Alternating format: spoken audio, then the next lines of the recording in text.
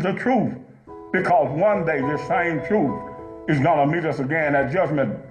So the Lord said, Father, I have given them thy word, and they have kept thy word. Jesus, he has given the apostles his holy word, and they have taught it. And he said, Father, with this glory that thou hast given me, I have given unto them. Sanctify them through thy truth, he said in verse 17. Thy word is truth. He said, neither pray I for these alone, but all of them that shall believe on me through their word, that they all might be one, that they might be one in us, as thou art in me and I in thee, that the world may believe that thou hast sent me. Why don't we believe Jesus even now? You read Ephesians chapter 4. Jesus, as far as he inspiring even Paul, he wrote to the church at Ephesus. He says, I therefore, the prisoner of the Lord, beseech you that you should walk worthy of the vocation whereof you're called, with all lowliness and meekness, with endeavoring to keep the unity of the Spirit in the bond of peace. There is one body, there is one Spirit, there is one Lord, there is one faith, there is one baptism, there is one God and Father of all, who's above all, through all, and in us all. He's talked about all of these things, no matter what the world is saying. The Bible tells us there is but one God. Men call things God. Men worship things as if they're God. But there is only one great creator. There's only one that had created this world and created us and that knows all things about us. It's the great Jehovah God, and he's in heaven. There is one body of worship.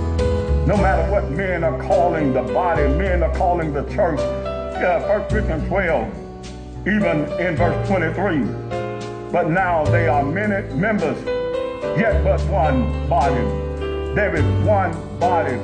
God has put us all together into this one body. You read 1 Corinthians chapter 12 again. He set those up in the church in the order that it pleased him. He gave them apostles. He gave them teachers and pastors.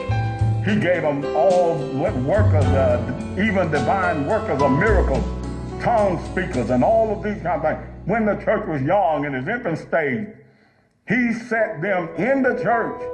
The Bible didn't say he set the church in them. We are members of his body, of his bones, of his flesh. We are members of the body of Christ. 1 Corinthians 12:20. But now are they many members, yet but one body. There is but one body, no matter what men are saying. Ephesians 1:22 and 23. God had made Christ head of all things to the church, which is his body, in him that filleth all in all. The church is the body of Christ. It belongs to Christ. 1 Corinthians chapter 3. But no other foundation can no man build. You cannot lay upon this foundation, a foundation that has already been laid by God, no matter how hard you try. He said, if we build upon this thing gold, silver, or precious stone, wood, hay, or stubble, our work is going to be tried by fire. And the fire shall try every man's work of what sort it is. And if any man's work shall be burned, he shall suffer loss, yet he himself shall be saved by the fire. We're all going through the fire of testing. God is going to test every man's work of what sort it is. So when you stand before God in judgment, and God asks you this question, why were you Baptist? Why were you Catholic? Why were you Pentecostal? Why were you Jehovah's Witness? Why were you Muslim? Why were you all of these kinds of things that are in this world in which you cannot find none of them that reply to God and his word as being holy upon Scripture? Hebrews 12:23. The church of Christ came from heaven, and the church of Christ is going back to heaven, to the general assembly, to the church of the firstborn, whose name is written in heaven. The church of Christ you find in the Scripture, Romans 16:16. Salute one another with an holy kiss. The churches of Christ salute you. Men say it all the time. Jesus never built a church. He never said anything about building a church. Yes, he did.